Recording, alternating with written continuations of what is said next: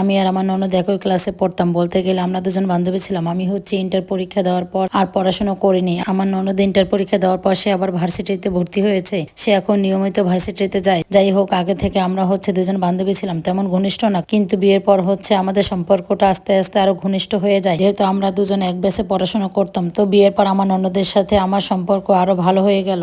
তার সাথে আমার বন্ধুত্বটা আরো অনেক বেশি হয়ে গেল। সবসময় আমরা হচ্ছে দুজনের সবকিছু শেয়ার করি। সে তার সিক্রেট শেয়ার করে থাকে, আমি আমার অনেক গোপন কথা তার সাথে শেয়ার করি, সেও আমার সাথে তার সব গোপন কথা শেয়ার করে। এভাবেই হচ্ছে আমাদের দিনগুলো অনেক ভালো যাচ্ছিল। মোট কথা, তার সাথে আমার সম্পর্ক দিন দিন আরো অনেক ভালো হয়ে গেল। আর আমার ননদের অবস্থান এই বাড়িতে অনেক বেশি, বলতে গেলে আমার হাজবেন্ডের পরে তার স্থান এই পরিবারের সবচেয়ে বেশি। তার কথার দাম এই বাড়িতে অনেক বেশি গুরুত্ব দেওয়া হয়, সবাই তাকে খুব মানে। বলতে গেলে সে এই বাড়ির খুব আদরের। আমি বৌমা হয়েছি তাতে কি, কিন্তু আমার ননদের অবস্থান এই বাড়িতে অনেক বেশি। আমার হাজবেন্ডের পরে তাকে অনেক বেশি আদর করা হয়। যাই হোক, আমি আমার ননদকে অনেক ভালোবাসি, সেও আমাকে অনেক ভালোবাসে। মোট কথা, আমাদের মধ্যে কোনো ঝামেলা বা কোনো কিছু নিয়ে কোনো রেষারেষি কোনো কিছুই হয় না। তো আমার নিজস্ব কোনো ফোন নেই। আমার ফোন বলতে শুধু আমার হাজবেন্ডের একটা পুরনো ফোন আছে। আমার হাজবেন্ড যখন নতুন একটা ফোন কিনে, তখন সে তার পুরনো ফোনটা আমাকে দিয়ে দেয়। এই পুরনো ফোনটাই হচ্ছে আমি ব্যবহার করি। আমার ফোনে শুধুমাত্র আমার শ্বশুর বাড়ি আর আমার বাবার বাড়ির কিছু মানুষের নাম্বারই শুধু সেভ করা আছে, এছাড়া আমাকে আর কেউ কল দেয় না। আমার বিয়ে হওয়ার পর থেকে আমার কোনো ফ্রেন্ডের সাথেও আমার আর কোনো যোগাযোগ তেমন নেই। বলতে গেলে ওই ফোন আমি খুব একটা তেমন ব্যবহার করি না। তো আমার ননদ হচ্ছে তার ভাইকে খুব ভয় পেত।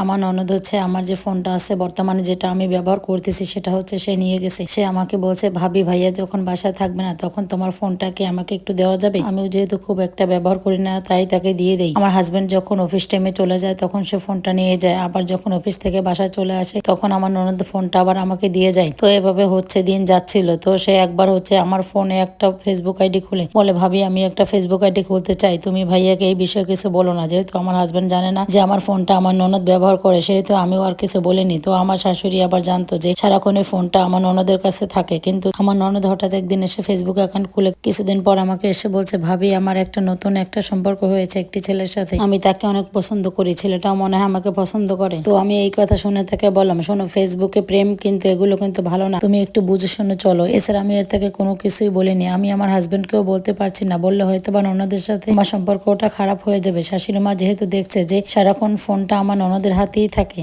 শাশুড়ি মা এই জিনিসটা অবশ্যই জানতো। হঠাৎ একদিন আমার হাজবেন্ড অনেক তাড়াতাড়ি করে অফিস থেকে বাড়ি চলে আসে। আমার হাজবেন্ড অফিস থেকে তাড়াতাড়ি বাসায় আসার পর আমার ননদ কি করলো, তার ভাইকে দেখে তাড়াতাড়ি করে ফোনটা আমার রুমে রেখে দিয়ে গিয়েছে। রুমে ফোনটা আমার খাটের উপরে ছিল। তো আমি আমার হাজবেন্ডের জন্য রান্না করে গিয়েছে খাবার নিয়ে আসার জন্য। হঠাৎ করে আমার ফোনে একটা নোটিফিকেশন আসে। নোটিফিকেশন আসার পর আমার হাজবেন্ড ওই নোটিফিকেশনটা একটু দেখে যে উপরে কি লেখা আসছে। আমার হাজবেন্ড দেখে যে এখানে লিখেছে যে আমিও তোমাকে পছন্দ করি। এটা দেখার পর তো আমার হাজবেন্ডের রীতিমতো মাথা একদমই গরম। তারপর তিনি তার মাথা ঠান্ডা রাখার চেষ্টা করে একদম শেষে তারপর আমার স্বামী সব মেসেজগুলো দেখলো। মেসেজগুলো দেখার পরে আমাকে বলছো, তুমি এটা কি করছো? আমার সাথে কি তোমার জোর করে বিয়ে হয়েছে যে আমি তোমাকে জোর করে বিয়ে করেছি? তো বিয়ের পর তুমি আমার সাথে এটা করতে পারলা? তুমি আমার সাথে চিট করছো। আমি তখন তাকে সবটা বুঝিয়ে বললাম যে এটা কোনো কিছুই আমার না, এটা তোমার বোনের কাজ, এটা তোমার বোনের, সবটা বললাম। কিন্তু আমার ননদ একটা বারের জন্য স্বীকার করলো না। আমি তাকে পায়ে পর্যন্ত ধরেছি, প্লিজ তুমি বলো, না হলে আমার সংসারটা ভেঙে যাবে। সে তার ভাইয়ের ভয়ে একটা কথা বললো না। ইভেন আমার শাশুড়ি মাও এই ব্যাপারে কোনো কথা বলেনি।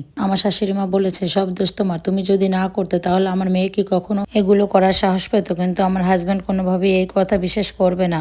অবশেষে আমাকে বলল, তুমি তোমার বাপের বাড়ি চলে যাও এবং ডিভোর্স পেপারটা আমি খুব শীঘ্রই তোমাকে পাঠিয়ে দেবো। অবশেষে কিন্তু আমার শাশুড়ি এবং ননদের জন্য আমার সংসারটা ভেঙে গেল। সবশেষে একটা কথাই বলতে চাই, জীবনে যাই হয়ে যাক না কেন, হাজবেন্ডের কাছে সবসময় সবকিছু শেয়ার করবেন। কারণ শ্বশুর বাড়িতে হাজবেন্ডের চেয়ে আপন আর কেউ হয় না। হাজবেন্ডই হচ্ছে আপনার পরম বন্ধু। তাই শ্বশুর বাড়ি যে যাই বলুক না কেন, আপনি আপনার হাজবেন্ডের কাছ থেকে কোনো কিছু লুকাবেন না। কারণ আপনারা এই গল্পটা শুনে বুঝতেই পেরেছেন যে হাজবেন্ডের কাছ থেকে শ্বশুর বাড়ির কারো কথা লুকাতে যে অবশেষে শাশুড়ি আর ননদের জন্য সংসারটা ভেঙে গেল। আপনারা যারা এতক্ষণ স্টোরিটা শুনছিলেন, সেটা একটা আপুর লাইফ থেকে নেওয়া। স্টোরিটা যদি আপনাদের ভালো লাগে তাহলে অবশ্যই কমেন্ট করে জানাবেন। আসসালামু আলাইকুম, আল্লাহ হাফেজ। সবাই ভালো থাকবেন, সুস্থ থাকবেন।